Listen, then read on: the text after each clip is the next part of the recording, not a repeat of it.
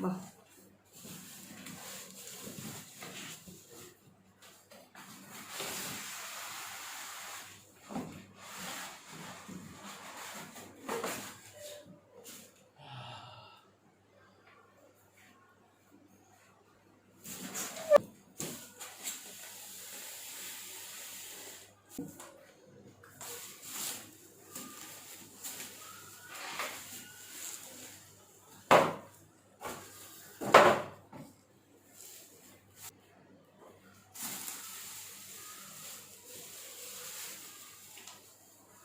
Alright, so guys, now it's time for the review, and as you can see, the design of this case is very beautiful, and it has got air vents all around the side, so no problem of air circulation and air intake. And you have one power button, and then you have USB 3.0 port, and you got a microphone jack, got a headphone jack, you got a USB 2.0 port and a reset button. So that's all for the ports at the front, and at the back you can see this beautiful design, which you can see from the back. There are three fans, and all three of them support RGB rainbow, and they are not ARGB, as I could not find any RGB regulator, RGB control remote, but they are simple RGB fans. At the back you have one single non-RGB fan.